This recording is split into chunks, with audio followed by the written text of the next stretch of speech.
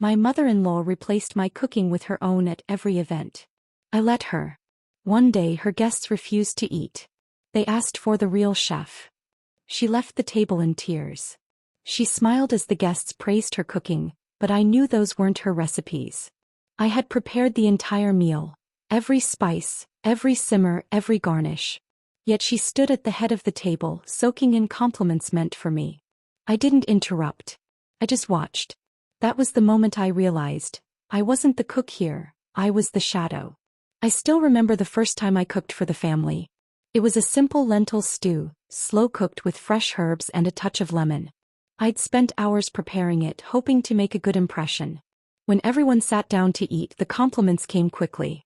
"So comforting," one aunt said. "Tastes like home," another added.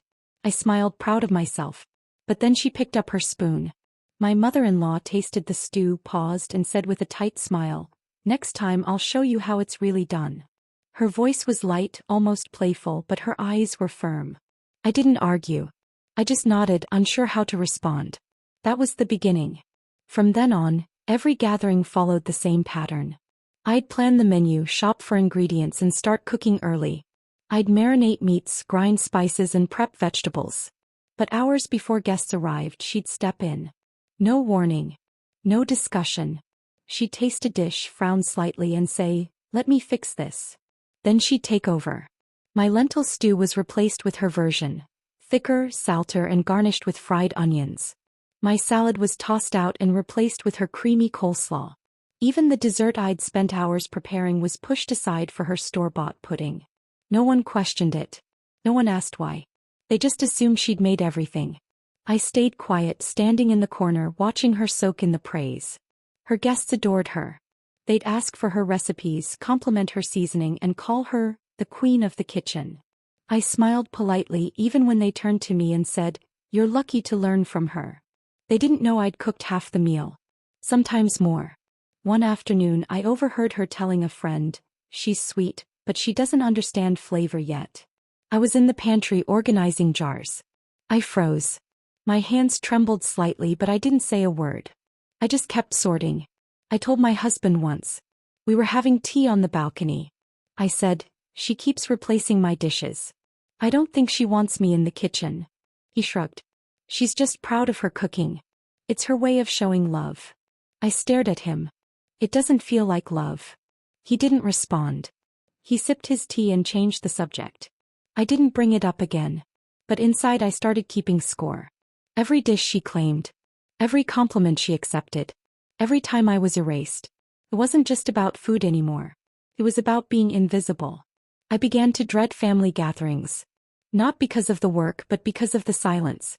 The quiet replacement. The way she'd smile at me while removing my dish from the table. The way guests would gush over her cooking while I stood in the background, forgotten. One evening I made a spinach and cheese casserole for a small dinner. She tasted it, nodded, and said, "Not bad." I felt a flicker of hope. Maybe she'd let it stay. But an hour later she added more cheese, more salt, and baked it again. When it was served, she said, "I made this just for you all." I didn't correct her. I started cooking less. I'd pretend to be busy. I'd let her take over from the start. She seemed pleased. She'd hum while chopping vegetables, smile while stirring sauces, and beam when guests complimented her. One afternoon I stopped trying altogether. It was a birthday lunch for one of the cousins. I didn't prep. I didn't stir. I didn't even enter the kitchen. She didn't ask why. She just took charge as always. I watched from the hallway, wondering how long it would take before someone noticed the difference. She served her usual dishes, rich, heavy, and familiar. The guests ate, chatted, and complimented her. I stayed in the background, helping with coats and drinks. No one asked about me. No one missed my cooking. But I noticed something. One guest pushed her plate aside after a few bites. Another asked, "Did you change the recipe?" A third said, "It's good, but it's missing something." She smiled tightly. "Just trying something new." They nodded, but the energy had shifted. I didn't say a word. I just observed. That evening as I washed dishes alone, she walked in. She looked at me, then at the sink. "You didn't cook today," she said. I nodded. "No." She paused. "Why?" I shrugged. "Didn't feel like it." She didn't respond. She turned and walked away. I stood there, hands in soapy water, heart strangely calm. The kitchen had never been mine. But maybe, just maybe, that was about to change. She walked past me quickly, her heels clicking against the tile, her eyes fixed on nothing. I didn't move. I didn't speak. I just watched her disappear down the hallway, shoulders stiff, lips pressed tight. The dining room behind her was quiet but not empty. Her guests were still seated, forks resting on plates, eyes scanning the room like they were waiting for someone else to arrive. I stepped forward slowly, unsure if I should. The moment felt fragile, like a thread pulled too tight. One of the older women, Mrs. Langford I think, looked up and smiled. "There she is," she said, her voice warm but firm. "We were wondering where you'd gone." I blinked. "Me?" She nodded. "You're the one who made that lentil stew last fall, aren't you?" I hesitated. "Yes." Another guest chimed in. "And the apple chutney at the winter brunch?" I nodded again, this time more confidently. "That was mine." There was a murmur of recognition around the table. A few leaned in, whispering to each other. One woman pushed her plate aside and said, "This doesn't taste like your cooking." I didn't know what to say. I hadn't cooked a single dish that day. I hadn't even stepped into the kitchen. But somehow they knew. They remembered. "She said she made everything," someone added quietly. I glanced toward the hallway where my mother-in-law had vanished. Her voice still echoed in my ears. "I made everything." But they hadn't believed her. They'd asked for me. By name. I took a breath and walked into the room fully. "Would you like me to fix something?" I asked, keeping my tone gentle.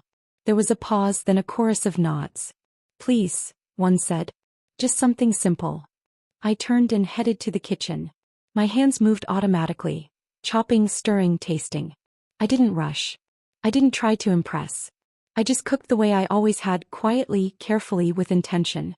As I worked, I thought about all the times I'd stood in this kitchen watching her take over. All the dishes I'd prepared that never made it to the table. All the compliments she'd accepted while I stood in the background. And now here I was, alone in the kitchen but finally seen. I plated the food and returned to the dining room. The guests leaned forward eagerly. I served each one, then stepped back, unsure what to expect. The first bite was met with silence. Then a smile. Then another. One woman closed her eyes and said, "This is what I remember." Mrs. Langford nodded. "You cook with heart. It shows." I felt something shift inside me. Not pride. Not victory. Just relief. Like I'd finally exhaled after holding my breath for too long. The conversation picked up again. Laughter returned. Plates were cleared. Compliments flowed, not to her but to me. And I didn't shrink away. I accepted them. Gratefully. Quietly. After the meal, a few guests lingered. One asked for my recipe. Another asked if I'd ever considered teaching a class. I smiled, unsure how to respond. I'd never thought of myself as a teacher. I'd barely thought of myself as a cook, at least not in this house. As I walked them to the door, Mrs. Langford touched my arm gently. "You have a gift," she said. "Don't let anyone take it from you." I nodded, her words settling deep into my chest. The house was quiet after they left. I cleaned up slowly, wiping counters, stacking dishes, rinsing pans. I didn't expect her to return. I didn't expect a conversation. But as I placed the last dish on the rack, I heard footsteps. She entered the kitchen, her face pale, her eyes tired. She didn't speak right away. Just stood there watching me. "You cooked?" she asked finally. I nodded. "They asked." She looked down. "They didn't like my food." I didn't respond. She stepped closer. "I didn't mean to take over. I thought I was helping." I met her gaze. "You never asked." She flinched slightly, then looked away. "I didn't think I needed to." There was a long pause. The air felt heavy. "I didn't know they remembered your cooking," she said quietly. "They did." She nodded slowly. "I guess I underestimated you." I didn't say anything. I didn't need to. She turned to leave, then paused. "They asked for you." "Not me." I watched her walk away again, this time slower, quieter. That night, I sat on the balcony with a cup of tea. The wind was soft, the stars faint. I thought about the luncheon, the guests, the moment they asked for me. I thought about the years I'd spent in silence, letting her take credit, letting her define my place.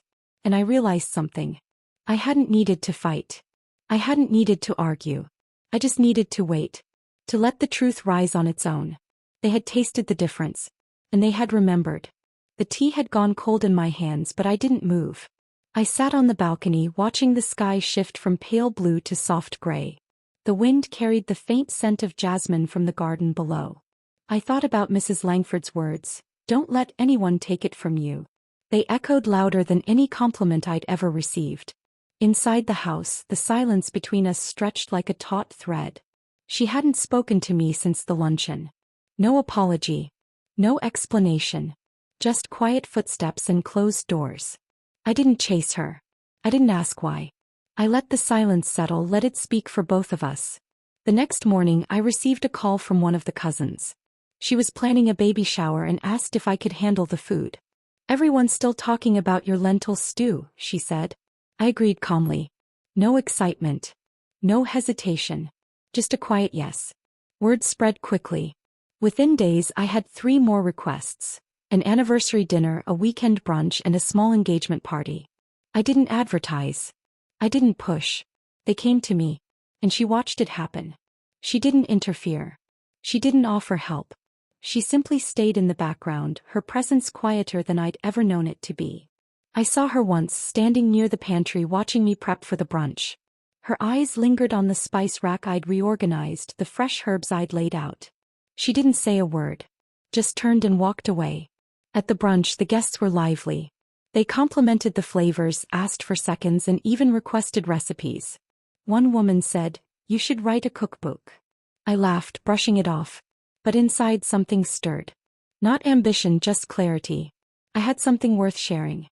That evening, my husband walked into the kitchen while I was cleaning up. He leaned against the counter, arms crossed, a small smile on his face. "They've been talking about your food non-stop," he said. I raised an eyebrow. "And?" He shrugged. "I'm proud of you. You didn't fight.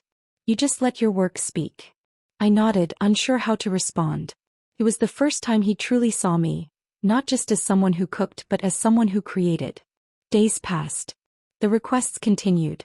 I began keeping a small notebook, jotting down recipes, tweaks, guest preferences. I didn't do it for recognition. I did it because I finally felt like I belonged in the kitchen.